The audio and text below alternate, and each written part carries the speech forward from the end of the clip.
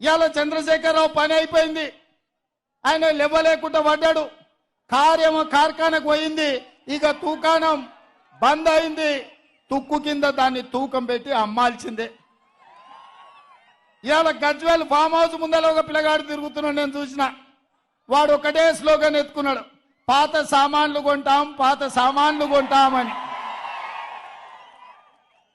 నేను ఎవరినో పంపించి అడిగిన, ఏంద్రవాడ అనే తిరుగుతున్నా అంటే, కారు షెడ్డుకు పోయింది కదా, ఖరాబ్ అయింది కదా, ఇక తూకం కింద పాత సామాన్ల కింద ఆ కారు కొనుక్కుంటే ఆ గిల్లల పయ్యలు పిల్లలు ఆడుకోనికి వనుకొస్తాయని అంటున్నాడు.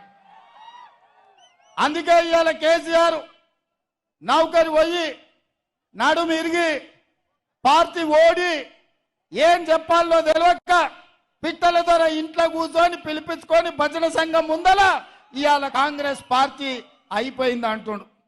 ఎట్లా అయిపోతుంది బిడ్డ? అది అన్న ఫుల్ పార్టీలా పోయంగానే 12 పెగ్గులు పోగానే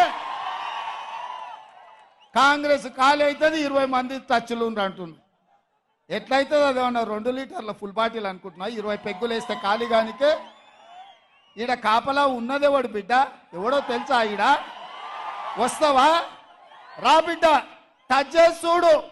హైటెన్షన్ వైరికిన కాకి తగులితే ఎట్లయితుందో కాంగ్రెస్ మీద చెయ్యి పెడితే మాడి మసైపోతావు బిడ్డ.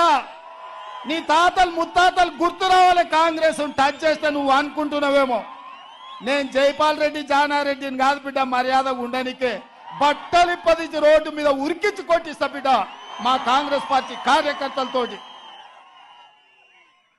ప్రజలు ఎన్నుకున్న ప్రభుత్వం, ప్రజా తీర్పిచ్చిన ప్రభుత్వం, ప్రజల మన్నన పొందిన ప్రభుత్వం, 100 రోజుల్లో 6 గ్యారంటీలలో 5 గ్యారంటీలు అమలు చేసిన ప్రభుత్వం. మా ప్రభుత్వాన్ని పడగొడతారా నువ్వు మోడీ కలిసి? నువ్వు మోడీ చీకట్లో మాట్లాడుకుంటే అయిపోయింది అనుకుంటున్నావా? రా బిడ్డ రా, మోడేస్తాడో మోడీ తాతను తెచ్చుకుంటావు, నీ ఎంబడి ఎవడొస్తాడో రాండి. ఏసాలు వేస్తున్నట్టు నువ్వు